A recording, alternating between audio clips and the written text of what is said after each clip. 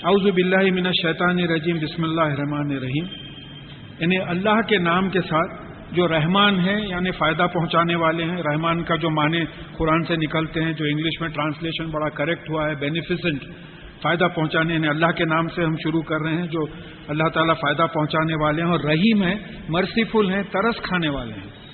یعنی مخلوق اتنی کمزور ہے کہ وہ ہم پہ ترس کھا کر فائدہ پہنچاتے ہیں. اور اب جو ہم سنیں گے انشاءاللہ وہ فائدے کی چیز ہوگی.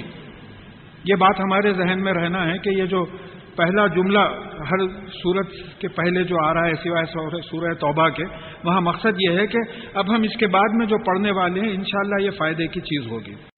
یا ایھا الذین آمنوا ان تطیعوا الذین کفروا یردوکم علی اعقابکم فتنقلبوا خاسرین. اے وہ لوگوں جو ایمان لائے ہو، اگر تم ان لوگوں کی بات مانو جو کہ کفر کرتے ہیں تو وہ تم کو اپنے ایڑیوں پر پلٹا دیں گے. یعنی مطلب یہ ہے کہ تمہارے دین سے، اسلام سے پلٹا دیں گے. اور اگر تم ایسا پلٹو گے تو تم جو ہے بڑے نقصان اٹھانے والے ہو کر پلٹو گے. یعنی دو گروپس ہیں، مومنین کے اور کافرین کے.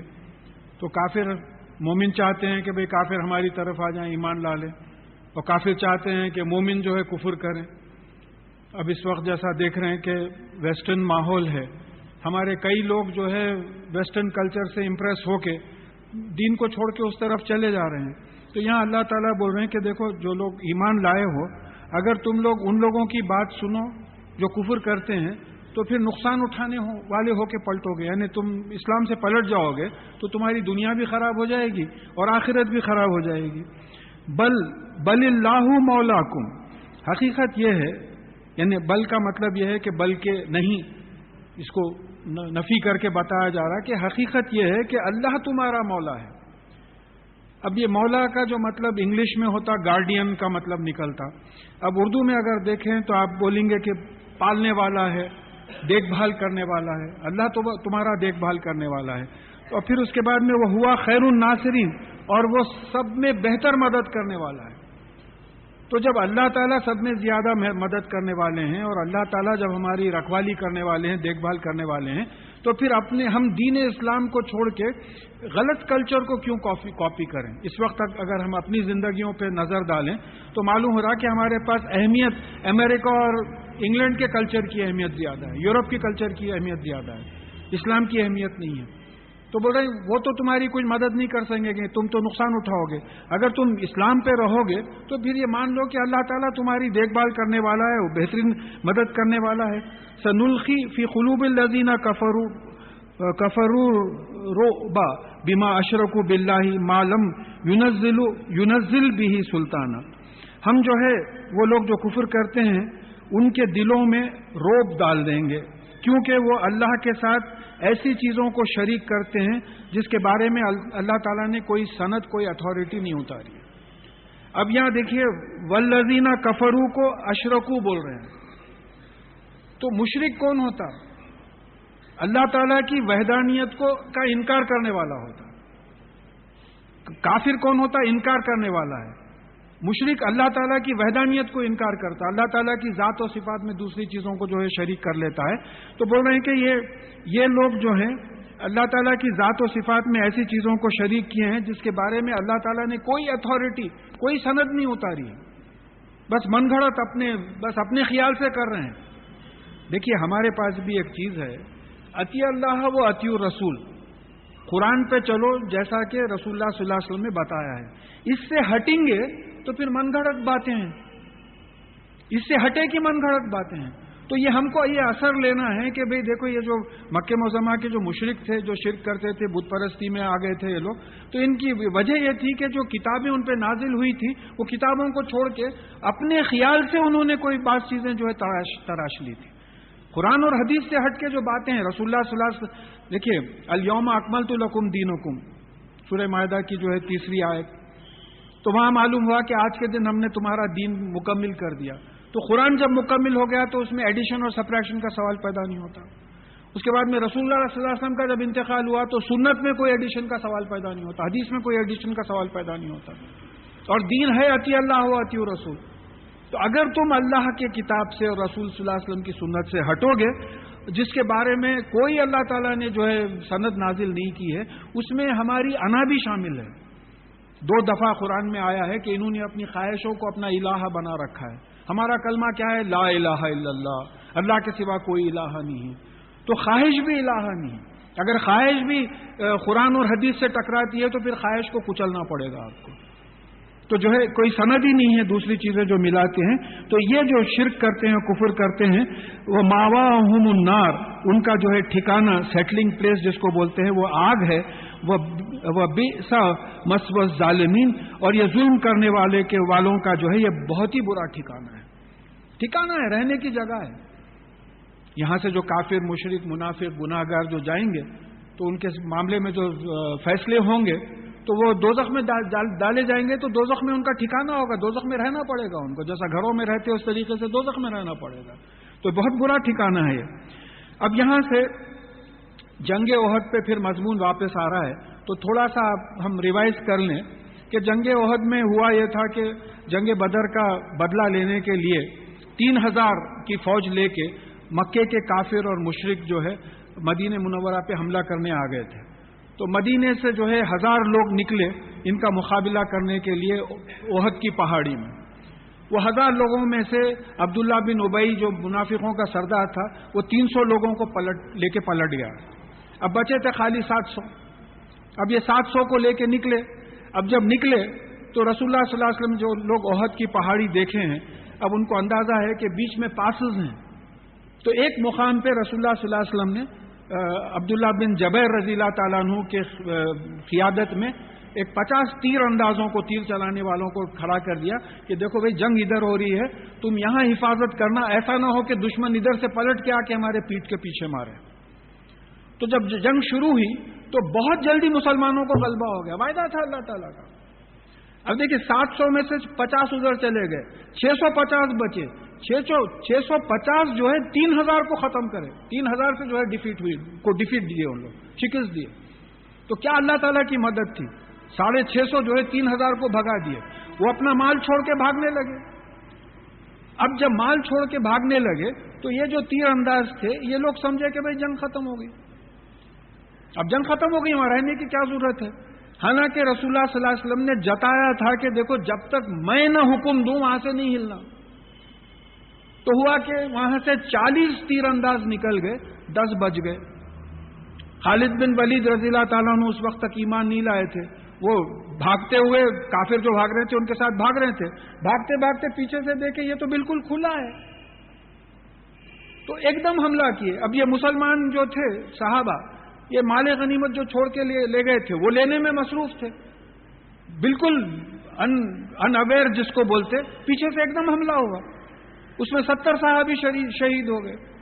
رسول اللہ صلی اللہ علیہ وسلم کا دو دانت ٹوٹ گئے، وہ اس کا جالی جو ہے آپ کے اس میں چہرے میں گھس گئی، بڑی مشکل سے نکالنا پڑا، اتنی بری طریقے سے دھس گئی۔ اور پھر افواہ مشہور ہو گئی کہ رسول اللہ صلی اللہ علیہ وسلم شہید ہو گئے۔ اب یہ بیک گراؤنڈ تھا۔ اب یہ بیک گراؤنڈ میں یہ آیتیں آ رہی ہیں کہ لقد صدقکم اللہ وعدہ اذ تحصونہم باذنہ، اور اللہ تعالیٰ نے اپنا وعدہ تم کو سچ کر کے دکھایا جب تم ان کو خوب قتل کر رہے تھے، تباہ کر دیے تھے، ان کو ڈومینیٹ کر دیے تھے، بھاگ رہے تھے۔ حتی اذا فشلتم وتنازعتم فی الامر وعصیتم من بعد ما اراکم ما تحبون، یہاں تک کہ ہوا یہ کہ تم کو جو چیز پسند ہے جب وہ دکھ گئی، مال غنیمت جب دکھ گیا تو 3 چیزیں تم لوگوں میں ہو گئی۔ ایک تو یہ ہوا کہ تم تم کمزور پڑ گئے، ڈٹرمنٹ طریقے سے نہیں جم سکے۔ اس کے بعد میں تنازع ہوا، تمہارے میں بحث مباحثہ ہوا۔ 40 صحابی بولے کہ بھئی جنگ ختم ہو گئی، مال غنیمت ہم کو بھی لینا چاہیے، 40 صحابی ادھر نکل گئے، 10 صحابی ادھر رک گئے، یہ بحث ہونے لگی، وہ بولے کہ نہیں، رسول اللہ صلی اللہ علیہ وسلم جب تک ہم کو حکم نہ دے ہم اپنا مقام نہیں چھوڑیں گے۔ یہ تنازع ہوا، یہ بحث مباحثہ ہوا۔ پھر اس کے بعد میں تم نے رسول اللہ صلی اللہ علیہ وسلم کی نافرمانی کی، مال غنیمت دیکھ کے تم نے رسول اللہ صلی اللہ علیہ وسلم کی نافرمانی کی۔ تو اب یہاں دیکھیے کہ 2 چیزوں کی وجہ سے ہوا یہ کہ رسول اللہ صلی اللہ علیہ وسلم جیسی ذات کے 2 دانت ٹوٹے، چہرے پہ بہت بڑا گہرا زخم آیا، اور 70 صحابی شہید ہوئے، 70 صحابی شہید ہوئے۔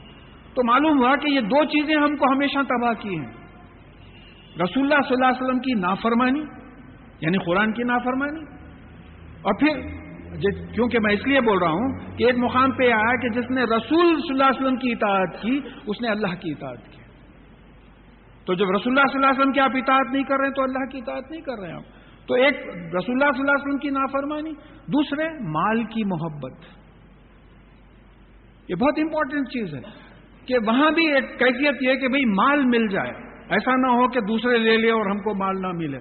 تو اب اس کے بارے میں یہاں بات آ رہی ہے کہ منکم من یرید الدنیا و منکم من یرید الآخرہ، اور تم میں سے بعض ایسے تھے کہ دنیا چاہتے تھے اور بعض ایسے تھے تو آخرت چاہتے تھے. دنیا چاہنے والے 40-30 تیر انداز تھے، آخرت چاہنے والے وہ 10 تیر انداز تھے جو رک گئے تھے وہاں. بولے نہیں، رسول اللہ صلی اللہ علیہ وسلم کے حکم کے خلاف ہم کام نہیں کریں گے. تو اس کا نتیجہ ہم دیکھ لیے. تو ہوا یہ کہ ثم صرفکم عنہم، تو اللہ تعالیٰ نے تم کو ان سے پھیر دیا، دشمن سے پھیر کے تم مال کے طرف لگ گئے، تم لوگ دشمن سے پھیر دیا. اب یہ اللہ تعالیٰ نے کیوں کیا؟ لیبتلیکم، کہ تم کو آزمائیں. مومن کون ہے، منافق کون ہے، کافر کون ہے، یہ آزمائش کے لیے ہوا. ورنہ سورہ محمد صلی اللہ علیہ وسلم کی 4 آیت میں آیا ہے کہ اگر ہم چاہتے تو ہم خود ڈیفینڈ کر لیتے تھے ان سے، تمہاری ضرورت ہی نہیں ہے. کن فیکن، تباہ ہو جاؤ، تباہ ہو گئے، کوئی بات نہیں ہے. یہ سب جو ہوا یہ آزمائش کے لیے ہوا. یہ ہمارے پہ بھی جو مصیبتیں پڑتی ہیں آزمائش کے لیے ہوتی ہے. اللہ تعالیٰ دے کے آزماتے، جو شکر کرتا کامیاب ہو گیا، لے کے آزماتے جو صبر کرتا کامیاب ہو گیا. اب یہ آزمائش ہم لوگوں کی نہیں ہوئی، یہ جو جان کی آزمائش، زخموں کی آزمائش، آپ آگے دیکھیں گے کہ کیا کیا حالت ہوئی تھی. تو اللہ تعالیٰ نے یہ تمام معاملہ اس لیے کیا کہ تم کو آزمائیں. وَلَقَدْ عَفَا عَنْكُمْ، اور بے شک اللہ تعالیٰ نے تم کو معاف کر دیا. کون؟ وہ جو 40 تیر انداز نکل کے آ گئے تھے ان کو بھی معاف کر دیا. یہ قرآن کی اور ایک آیت کی صداقت ہے. وعد اللہ الذین آمنوا وعملوا الصالحات لہم مغفرۃ واجر عظیم والذین کفروا وکذبوا بآیاتنا اولئک اصحاب الجحیم. یعنی اللہ تعالیٰ کا وعدہ ہے جو لوگ ایمان لائے اور عمل صالح کیے ان کے لیے مغفرت ہے اور بہت بڑا اجر ہے. اور وہ لوگ جو کفر کرے اور جھٹلائے یعنی عمل نہیں کرے تو وہ تو جو ہے جہنم میں رہنے والے ہیں.